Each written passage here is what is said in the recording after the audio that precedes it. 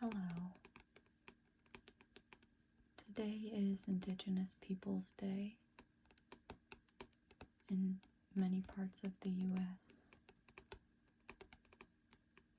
So today I'm going to be reading from the best Native American myths, legends, and folklore, written and edited by G.W. Mullins, with original art by C.L. House.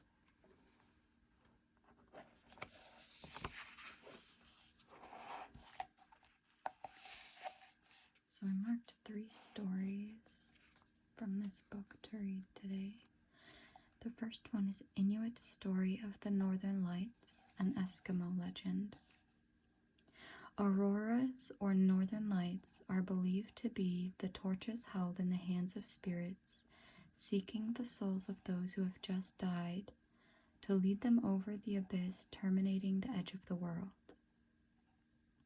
A narrow pathway leads across it to the land of brightness and plenty, where disease and pain are no more, and where food of all kinds is already in abundance. To this place none but the dead and the raven can go. When the spirits wish to communicate with the people of the earth, they make a whistling noise, and the earth people answer only in a whispering tone. The Eskimos say that they are able to call the aurora and converse with it. They send messages to the dead through these spirits. It is the general belief of the Indians that after a man dies, his spirit is somewhere on the earth or in the sky. We do not know exactly where, but we are sure that his spirit still lives. So it is with Wakantanka. We believe that he is everywhere, yet he is to us as the spirits of our friends, whose voices we cannot hear. Chased by bears, Santi Yanktonai Sioux.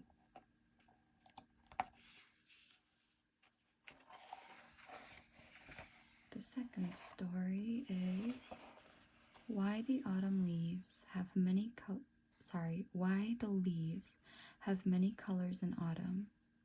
A Wayando Huron legend. I'm not going to pronounce all these things correctly. Just a heads up. The wise men turned to him who wrote, then they looked at the trees on many hills. It was the autumn. The leaves had many colors. They said, we will tell you the story of the battle fought by the deer and the bear in the land of the sky. The bear was selfish and proud. He often made trouble among the animals of the great council. When he heard that the deer had walked over the rainbow bridge into the skyland, he was angry. I will punish the deer, he said. The bear went to the rainbow bridge. He leaped along its beautiful way of glowing colors. He came into the skyland. There he found the deer and said to him, this skyland is the home of the little turtle. Why did you come into this land? Why did you not come to meet us in the great council? Why did you not wait until all the animals could come to live here? Then the deer was angry. Only the wolf might ask him such questions. The bear had no right to speak like that to the deer. The deer said to the bear, you have gone about making trouble among the animals long enough. You shall never do that again. The deer said he would kill the bear, and he arched his neck. He tossed his head to show his long, sharp horns. The hair along his back stood up. His eyes blazed as if a fire burned in them. He thought to slay the bear with a single stroke of his terrible horns. The bear was not afraid. His claws were very strong. He stood erect for the mighty conflict. His deep growls shook the sky like rolling thunder. The struggle was terrific and long. The bear was torn by the cruel horns of the deer. When the remaining animals of the great council heard the awful noise, the wolf went up into the sky to stop the dreadful battle. All the animals had to obey the wolf, so the deer turned and ran away, and the bear fled along the paths of the sky. As the deer ran, the blood of the bear dropped from his horns. It fell down to the lower world and made the leaves of the trees many colors. Some were red, some yellow, some were brown, some scarlet, and some crimson. Now, each year when autumn comes, the leaves of the trees take on these many colors. The forests are flooded with soft and glowing beauty. The Wyandots then say the blood of the bear has again been thrown down from the sky upon the trees of the great island. Peace and happiness are available in every moment. Peace is every step. We shall walk hand in hand. There are no political solutions to spiritual problems.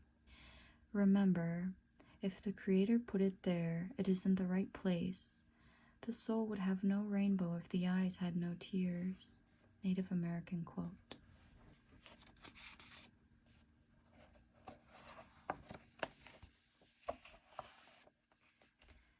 And the final story is a bit longer than those two. The Skin-Shifting Old Woman, a Wichita Legend, Dorsey, Publications of the Carnegie Institution, 21, 124, number 17.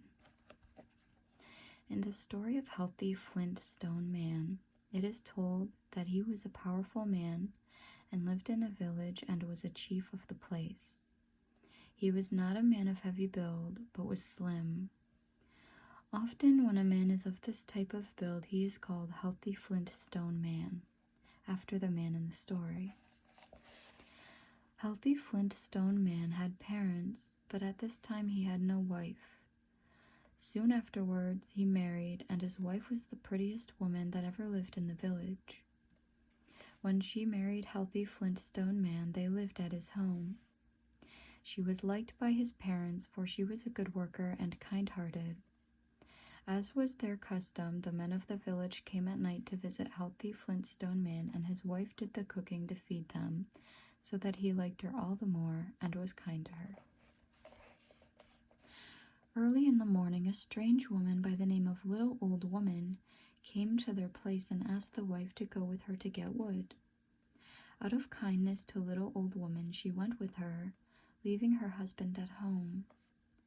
Little Old Woman knew where all the dry wood was to be found.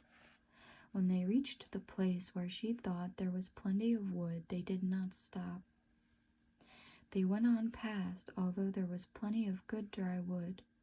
The wife began to cut wood for the old woman and some for herself. When she had cut enough for both, she fixed it into 2 bundles, one for each. Little Old Woman knelt by her pile and waited for the wife to help her up. Little Old Woman then helped the wife in the same way, and they started toward their home.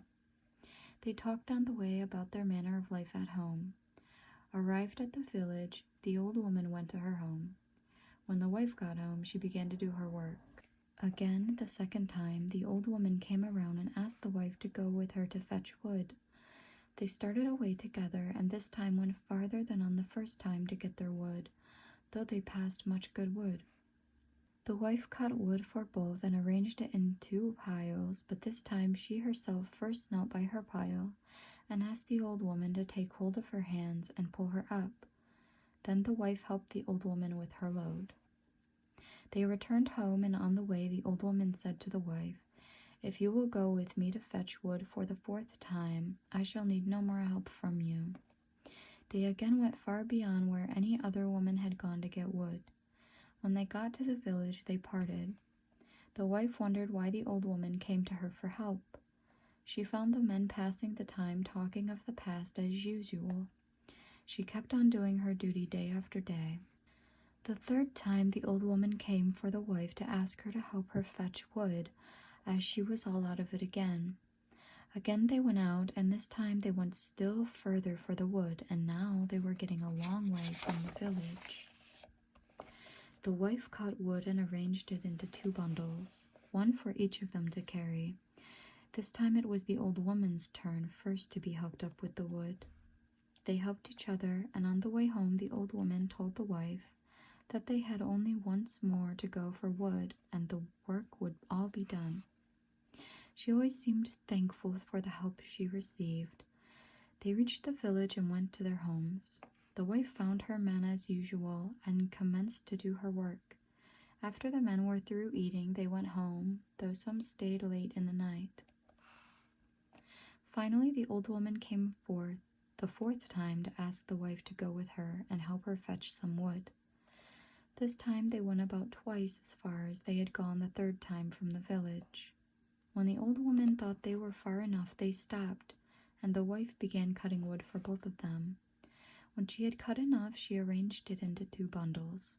Now it was the wife's turn to be helped up with the wood, but the old woman refused to do it as usual, and told her to go ahead and kneel by the bundle of wood. The wife refused. Now each tried to persuade the other to kneel first against the bundle of wood. The old woman finally prevailed, and the wife knelt against the wood, and as she put her robe around her neck, the old woman seemed pleased to help her, but as the old woman was fixing the carrying ropes, she tightened them, after slipping them around the wife's neck until the wife fell at full length as though dying. The old woman sat down to rest, as she was tired from choking the wife. Soon she got up and untied the wife. Now they were in the thick timber, and there was flowing water through it. After the old woman had killed the wife, she blew into the top of her head and blew the skin from her, hair and all. This she did because she envied the wife her good looks, since the wife was the best-looking woman in the village, and her husband was good-looking and well thought of by all the prominent men, and the old woman wanted to be treated as well as the wife had been treated.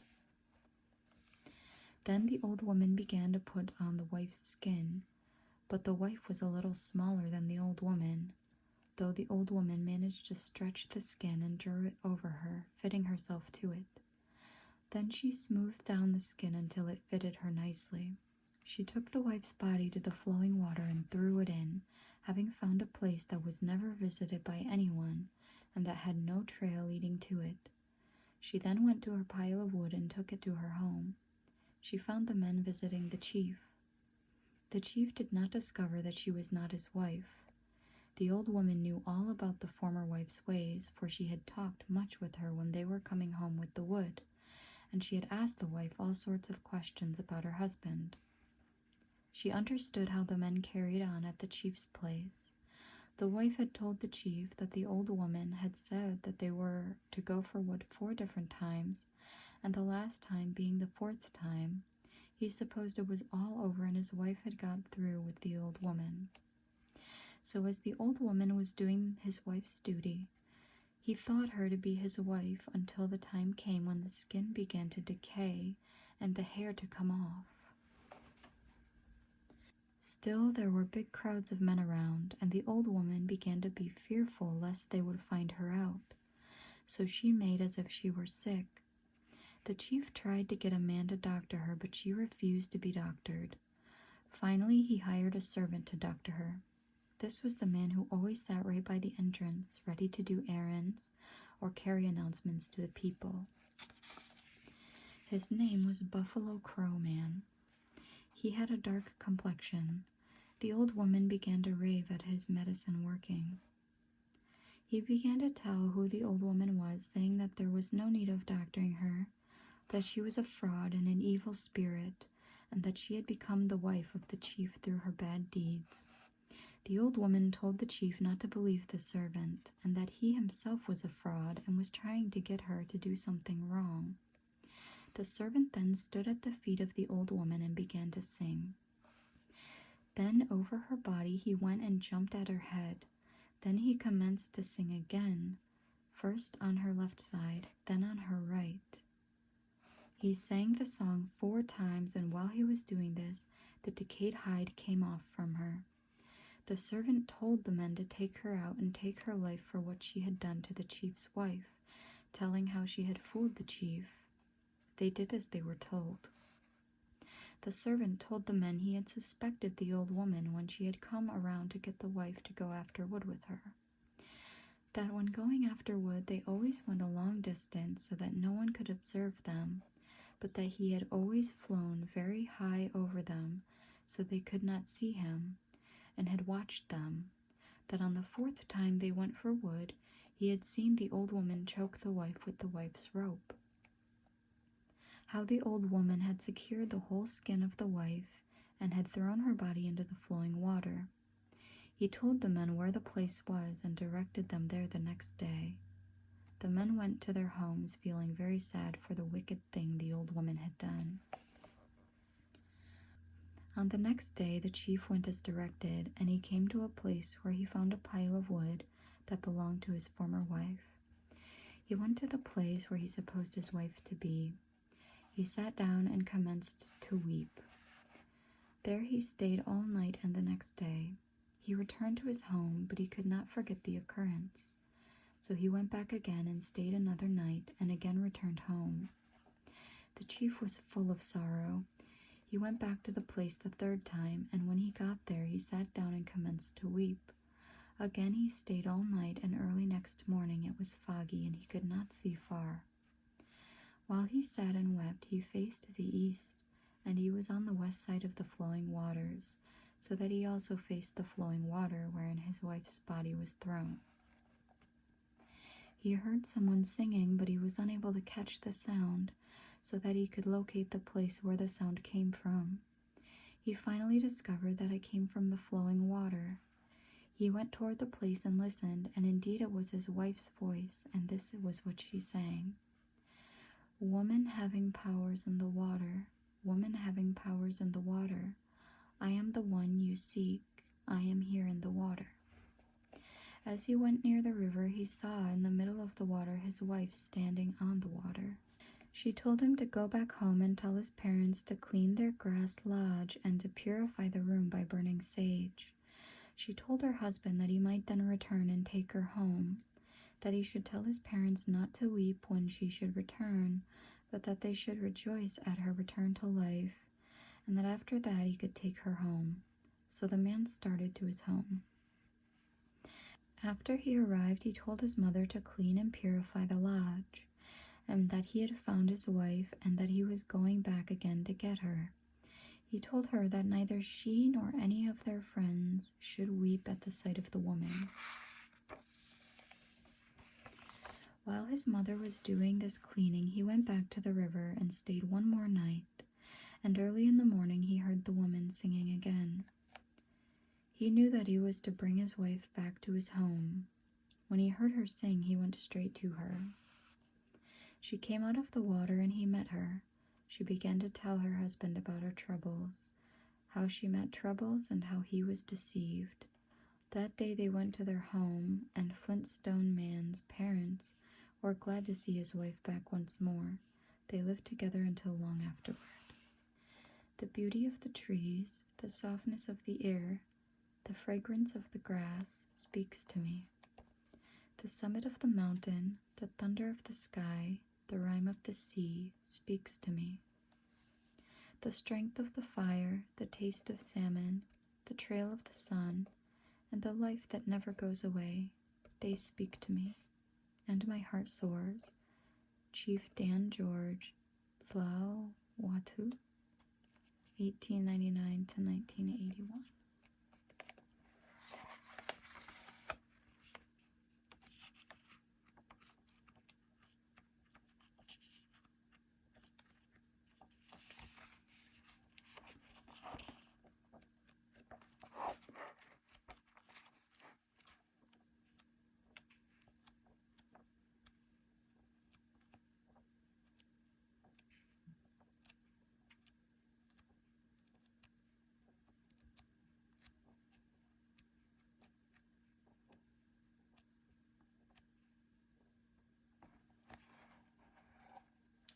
Teepee etiquette. Through research and many lists available, the following seems to be the best listing of etiquette that covers all Native American tribes. The source of the list is unknown and believed to be traditional. When erecting a teepee, the door should always face east. This is where the morning star rises every morning. If the door is open, a friend may enter the teepee directly, but if it is closed, he should announce his presence and wait for the owner to invite him to come in. A male enters to the right and waits for the host to invite him to sit to the left of the owner at the rear. If a woman enters the teepee, she should enter after the man and must go to the left side. Be hospitable. Always assume your guest is tired, cold, and hungry. Always give your guest the place of honor in the lodge and at the feast, and serve him in reasonable ways. Invited guests are expected to bring their own bowls and spoons. Never sit while your guests stand. Women never sit cross-legged like men. They can sit on their heels or with their legs to one side. If your guests refuse certain foods, say nothing. He may be under vow. Protect your guest as one of the family. Do not trouble your guest with many questions about himself. He will tell you what he wants to know. In another man's lodge, follow his customs, not your own. Never worry your host with your troubles. Always repay calls of courtesy. Do not delay. Give your host a little present upon leaving. Little presents are little courtesies and never offend. Say thank you for every gift, however small. Compliment even if you strain the facts to do so. However, it is rude to talk during a meal.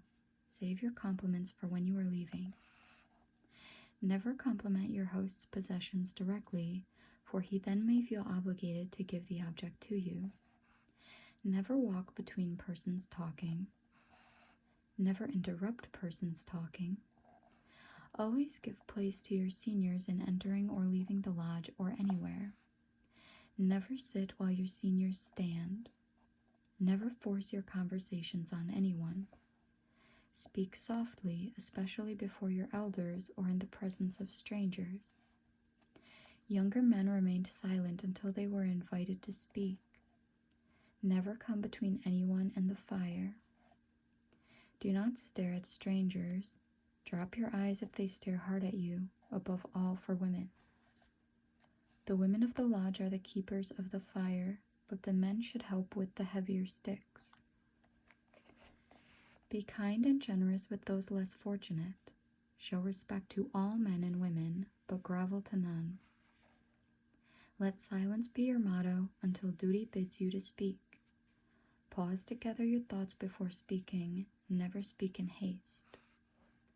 Thank the Great Spirit for every meal. When the host cleaned his pipe, that was a signal to leave. When meetings were held by Plains Indians, everyone sat in a circle to indicate harmony and connectedness. A talking stick would be passed to the right, clockwise, to indicate the direction the sun travels, and only the person who held the stick could talk. The stick was and still is a symbol of respect for the thoughts and the stories of each member of the circle. All others in the circle were expected to sit quietly and engage in active listening. No one interrupted while the person holding the talking stick was speaking. When the person holding the talking stick was finished speaking, it was handed to the next person in the circle. If that person chose to not speak, the stick was then handed to the next person until everyone in the circle had participated. Anything could be used as a talking stick as long as it had personal meaning. And that's going to be it. I just decided to flip through and do a bonus story because I had the time, so why not? As always, thank you for watching. I hope that you enjoyed the video and that you'll join me for the next one. And until then, good morning, good afternoon, good evening, or good night.